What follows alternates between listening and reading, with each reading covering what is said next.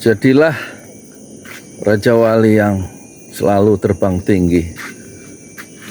Jangan jadi burung pipit yang selalu terbang rendah, kata Muhammad Iqbal ya, filsuf ya, pemikir Islam dari timur.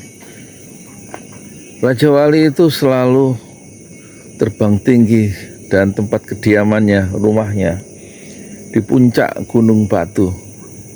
Di dekat awan dan sarapan paginya adalah badai dan petir. Tetapi kalau kamu jadi burung pipit yang punya cita-cita rendah, terbang selalu rendah, tidak berani bikin target-target tinggi, tidak berani terbang tinggi seperti Raja Wali, maka kamu pekerjaannya hanyalah jadi koruptor, mencuri, bulir padi di sawah petani. Buatan kamu yang punya cita-cita rendah itu hanya membuat rakyat itu kehilangan hak-haknya karena kamu curi dengan cara yang sangat pragmatis dan tidak punya keberanian untuk memiliki idealisme yang tinggi. Dan lewat metafora Raja Wali dalam perspektif Iqbal itu, tahun ini, bulan Syawal ini, mulai 25 Maret atau 25 Ramadan kemarin, bismillah, dengan izin Allah, saya ingin menghafal Quran 30 juz. Meskipun usia saya 63 tahun 7 bulan, dan kalau setengah halaman sehari atau 7 baris sehari, dan itu direkam, satu bacaan setengah halaman atau 7 baris itu satu video, 20 video dengan ayat sama diulang-ulang dalam 20 video, maka itu hafal insya Allah.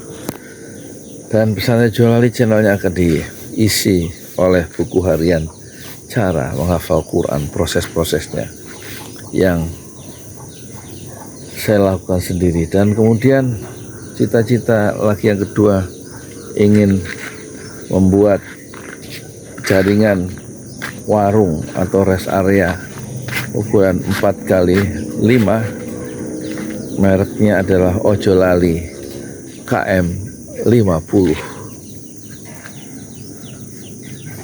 dan beroperasi 24 jam, 3 shift, ditunggu oleh 2 orang, jadi membuat atau menciptakan 8 pekerjaan itu 6 ya. Kalau ada 6 rest area Ojo Lali KM 50, maka 6 kali 6 ada 36 anak remaja, anak muda yang nganggur di sini bisa bekerja untuk menghidupi dirinya sendiri.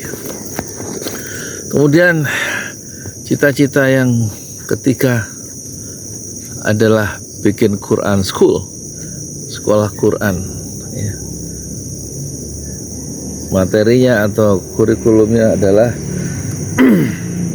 untuk anak remaja menghafal Quran juz 30 beserta artinya. Ada 37 surat dan akan saya berikan, insya Allah saya ajarkan sendiri ya, karena mendatangkan guru tahfiz Quran kan harus bayar, duitnya belum ada ya kan. Saya ajar sendiri 40 hadis pendek-pendek dengan artinya. Sekolah Quran di lantai 2 di Masjid 6 Syuhada. Dan yang ketiga adalah mendorong anak-anak muda di sini menjadi tiktokers atau menjadi afiliator dengan mendirikan sekolah afiliator di Masjid 6 Syuhada, termasuk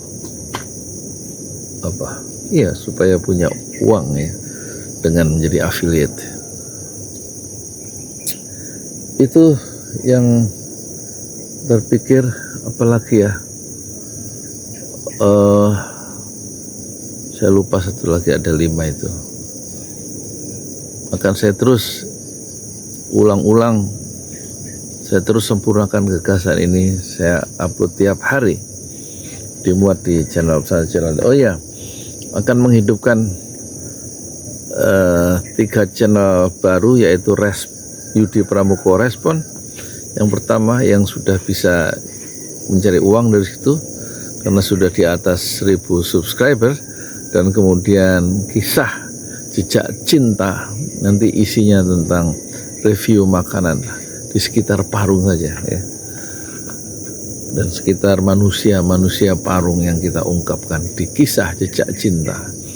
Dan satu lagi Yudi Pramuko, keluarga Yudi Pramuko, dan yang TikTok yang sudah ada keranjang kuningnya adalah Yudi Pramuko TikTok, jualan buku-buku di situ, dan juga home living, serta TikTok dengan akun namanya adalah Misteri Jenggot Putih. Jadilah Raja Wali. Assalamualaikum warahmatullahi wabarakatuh. Assalamualaikum warahmatullahi wabarakatuh. Saya Yudi Pramuko, tukang donat dari Parung Ijo, tertua di semesta. Sekarang 28 Ramadan, hari Sabtu ya. Dan ini nanti maghrib tarawih terakhir insya Allah. Dan yang saya pikirkan adalah rencana dakwah di Masjid Enam Syuhada mungkin 2 minggu lagi. Kalau sudah rapi saya bisa pindah di kamar yayasan dan saya memimpin sholat jamaah di sana 5 waktu. Kemudian saya meneruskan 25 Ramadan kemarin ya, bismillah, saya mencanangkan untuk menghafal Quran selama 4 tahun. Usia sekarang 63 tahun 7 bulan, dan 7 baris 1 hari diulang-ulang sampai 21 kali itu sudah hafal 7 baris ya. Jadi insya Allah kalau setengah halaman atau 7 baris itu sekitar 4 tahun ya, hafal ya. Dan yang kemudian tiap maghrib saya buka sekolah Quran, saya akan ajarkan hafalan juz 30 untuk 1-2 anak remaja yang ngaji maghrib, dan sambil menghafal 40 hadis ya, hadis-hadis yang saya pilih ya. Kemudian untuk ekonomi tentu tetap pagi saya jualan bubur ayam sampai jam 9 itu dapat 150, tapi akan saya tingkatkan. Warung yang di dekat desa, dekat Masjid Enam Syuhada itu akan diaktifkan ya. Dari lohor sampai jam 5 itu jualan mie ayam ya, yang mie-nya nggak beli di pasar tapi pakai mie sedap. Dan kemudian ayamnya saya bikin sendiri, semur ayamnya, dan akan saya buat ayam itu banyak ya, biar orang itu puas. Sebagaimana saya jualan bubur itu porsi 5.000 diprotes orang, kok seperti 10.000. Ya kita sambil innama nut'imukum liwajhillah la nuridu minkum jazaa'an wala syukura. Niatnya memberi makan liwajhillah, untuk mencari keridhaan Allah, tidak semata-mata cari uang ya. Dan tentu penghasilannya harus ditingkatkan sampai omsetnya 500.000 sehari, dan itu berarti keuntungannya sekitar 200.000 bersihnya, dan masa kerjanya 25 hari berarti dapat 5 juta bersihnya, dan cukup untuk operasional pesantren Jolali seperti perawatan, gaji untuk kebersihan dan lain-lain ya.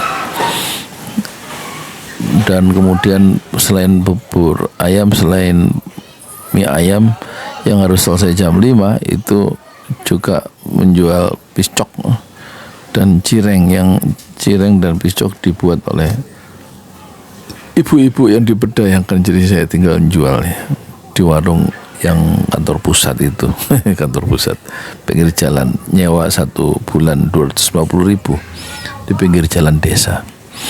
Dan insya Allah itu sambil menanti maut itu tiba, kita memperbaiki ekonomi keluarga dan juga memperbaiki hafalan Quran sampai 30 juz meskipun usia saya sudah senja. Dan baru selesai kemarin 4 meja untuk belajar santri dari rencana 10, tapi dananya cukup sampai 4. Sambil nanti lihat perkembangan, yang penting selalu ada kegiatan dakwah seminggu 5 kali, Senin, Selasa, Rabu, Kamis, Jumat, untuk madrasah Al-Qurannya itu yang saya ajarkan secara bertahap 40 hadis dan hafalan juz 30 surat-surat pendek dan artinya. Surat pendek dan artinya dan hafalan-hafalan mereka, dan artinya kita YouTube-kan ya, supaya bisa diukur dan bisa menginspirasi penonton pesantren Jolali di 5 benua. Jadi itulah ya perbaikan ekonomi keluarga, satu dengan cara berjualan mie ayam, bubur ayam, dan kemudian piscok ya, pisang coklat, dan juga cireng isi ayam ya. Moga-moga ini Allah berkenan ya, menggerakkan dakwah kecil-kecilan di kampung ini berbasiskan Masjid Enam Syuhada yang mungkin 6 bulan atau setahun lagi baru selesai, memerlukan dana 200 juta menurut perhitungan pimpinan proyek dan tukang itu sekitar 6 bulan selesai kalau uangnya itu memang ada gitu. Tapi kalau di saat ekonomi sulit ini tampaknya yang agak moderat mungkin 200 juta itu kira-kira setahun lagi ya. Jadi setahun lagi, jadi kira-kira 4,5 tahun atau 5 tahun akhirnya Masjid Enam Syuhada itu jadi. Tapi kegiatan harus dimulai dari yang ada, yaitu mulailah dari yang ada, kata Muhammad Nasir, karena yang ada itu lebih dari cukup untuk memulai pekerjaan dengan 4 meja ngaji ukuran 120 kali 60, tingginya 50 cm. Moga-moga masih ada umur, moga-moga masih sehat, moga-moga masih bisa diberikan peluang emas masa hidup sebelum kematian tiba, dan moga-moga masih ada kemampuan untuk bisa bersedekah ya. Dari saya sendiri, sedekah, setidaknya sedekah ilmu, sedekah waktu untuk anak-anak remaja dan pemuda, di samping kita membuat TikTok, VT, dan juga YouTube ya. YouTube terutama minimal harus mengupload 20, karena 7 baris yang dibaca itu kira-kira 1-2 menit, dan di YouTube kan ya 20 kali diulang-ulang 7 baris ayat yang sama itu, setengah halaman baru setiap hari, maka itu berarti 20 video ya, minimal 20 video. Nanti politiknya paling cuma 1 atau 2 ya, meskipun itu nggak ada dananya, nggak ada uangnya, nggak ada gajian dari AdSense, nggak ada, karena sudah diblok oleh YouTube pesantren Jolali, tapi itu tetap bisa dipakai untuk proses-proses penyebaran ide dan juga menggugah ya kesadaran baru penonton untuk kembali memiliki idealisme, memiliki cita-cita besar, memiliki idealisme di dalam kehidupan yang hanya sedetik ini.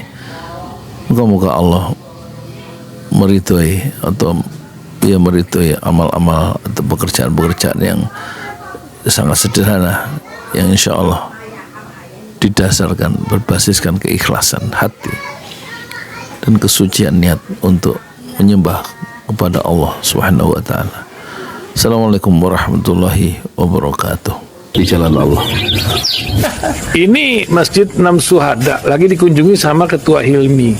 Modal awalnya berapa Pak Yudi Pramuko? 750.000. 750.000 rupiah aja. Jadi ini 500 jutaan nih barang. Sekarang udah habis 310. Masya Allah, tuh udah pakai keramik, plafon tinggal granit tuh kayak marmer tuh. Masya Allah nih, sampai juga kita ke sini. Masjid Enam Syuhada, ngapa namanya Masjid Enam Syuhada, Ya, Pak Yudi? kita mau mendokumentasikan perjuangan dakwahan nama anak muda pengawal Habib Rizik Syihab itu Masya Allah. yang dibunuh sama orang jahat di kilometer 50. Kilometer 50 ya. Itu kan simbol memperjuangkan dakwah itu kita harus memberikan segalanya untuk Islam kan ya, untuk Masya dakwah Islam. Allah. Dan nama anak muda itulah yang sudah memberikan segalanya untuk Islam. Masya Allah. Apa nanti nama pemuda itu ada juga di sini mungkin diterangkan? Mungkin namanya 6 syuhada. 6 syuhada ya. itu, 6 syuhada dipasang di sini, 6 syuhada. Bipali, apa yang dikomentarin dari ini semua, Bipali? Masya Allah, luar biasa. Dari uang 700.000 kalau pengen ternyata bisa. Bisa. Allah kirim. Tuh, bisa. Ya, dengan masuk satu gang kecil, tapi Bapak ini luar biasa. Kecil tuh. Oh, Masya Allah ya. Satu call aja. Masya Allah, perjuangan Pak Yudi Pramuko, YouTuber sejagat paling tua. Tertua di semesta. Tertua di semesta. Masya Allah. Tukang donat. Tukang donat. Tukang donat dari Paru. Ini saya laporkan dari lapangan ini, langsung dari Masjid Anam Syuhada. Masya Allah. Dan ini dia. Dalam lihat ah. Tuh, lihat tuh masjidnya. Tuh imamnya di situ tuh. Malam-malam lagi kita. Masya Allah. Masih kurang nih. Atapnya katanya transfer aja. Masjid 6 Syuhada sebentar lagi selesai. Dinding lubang angin sebagian sudah terpasang, lantai 2 dan kemudian plafon termasuk lantai bukan keramik, granit 150 dus bersama tiang-tiang yang ada 16 setinggi 4,5 meter.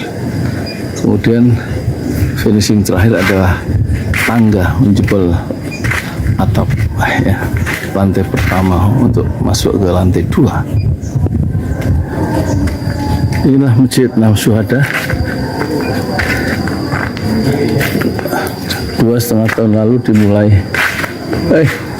dimulai pada 2 Agustus hari Senin 2021. Tinggal sedikit lagi insya Allah, dan lantainya dari keramik, bukan keramik, granit sudah diresmikan lantai pertama. Nanti lantai kedua lewat sini tangganya jebol untuk masuk ke lantai 2. Inilah Masjid 6 Syuhada yang sangat megah karena dari bahan-bahan pilihan, kualitas nomor 1.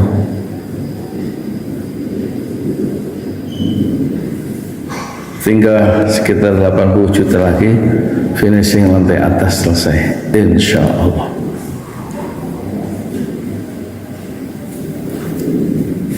Ya, inilah Masjid 6 Syuhada yang sangat bersejarah ya dalam sejarah dakwah Indonesia modern, insya Allah, karena ini dibangun dalam konteks kezaliman rejim penguasa yang sudah membunuh 6 santri dari front Laskar Front Pembela Islam, dan kita abadikan pengorbanan dan perjuangan dakwah mereka sehingga kita sebut namanya Masjid 6 Syuhada. Mereka mengawal perjalanan dakwah gurunya Habib Rizik Syihab, dan mereka dicegat oleh orang-orang jahat di kilometer 50. Saya Yudi Pramuko, tukang donat dari Parung Juber, tertua di semesta fasbir sabrun jamil. Bersabarlah dengan kesabaran yang indah. Assalamualaikum warahmatullahi wabarakatuh.